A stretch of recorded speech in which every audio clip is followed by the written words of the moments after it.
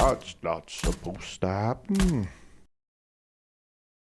We're going to start off looking at quick comparisons between Into the Radius 1 reloads and Into the Radius 2 reloads.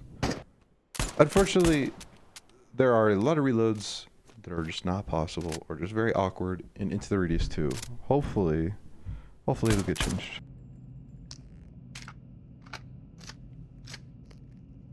Here we got a real cool, fun, tactical reload. Unfortunately, not a thing. I think it's... I think... Then we got a right-hand reload. As you can see, Into the Radius 1, the weapon stays fairly straight and in line with the hand. And it's easy to do because you can eject the magazine with another magazine. Into the Radius 2, however, the weapon tilts to an awkward angle, and you have to manually remove AK mags. Now, you might not do right-hand reloads, but I think it's still important to player expression and freedom that these kinds of things remain possible in Into the Radius 2. Our next comparison is going to be between different ways to hold the rifle. First, we have shouldering, which, if you can't figure it out, think about under the arm. A type of stable hip fire where the weapon is tucked between the right rib cage and the bicep, much like you would hold a chicken. Third position is a unique stance I like to call compressed. The buttstock is rested over the shoulder and the weapon is brought inwards to reduce its overall length in front of the user. This is good for getting through confined spaces and doorways.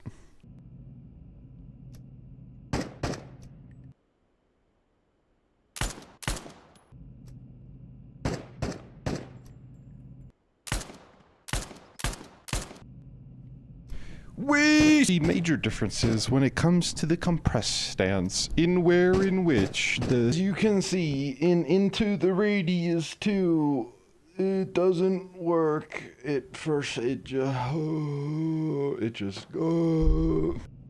I would really like to see it fixed in Into the Radius 2 because I think it's a really natural and fun position to equip weapons when in CQB. Now there is shoulder swapping, which is a technique where you switch your shoulders around town and you can peek around corners without exposing so much of your big fat body. And Into the Radius 2, I've begun to notice that something was really kind of weird about doing this, and that's how I figured out the next thing. Enter my Radius 2. There is a strange phenomenon that I'm going to call the headset deflection, where if you keep your hands in the same place in reality, but you only move your headset, for some reason, the impact point gets offset, and it looks like it correlates to where the camera is.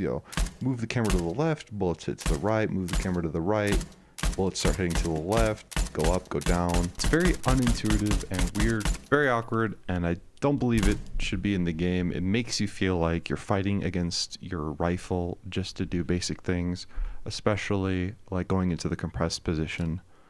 Just feels like your rifle's fighting you, even though I'm doing the exact same physical motions as it was in the first game. The barrel is just in a totally random spot. This, combined with other aspects of weapon handling, such as weapon weight actually affecting where the in-game model is, this weird delay and snap that you can see now with the AKM. It's less so with lighter rifles, but it's still there, and it's very weird.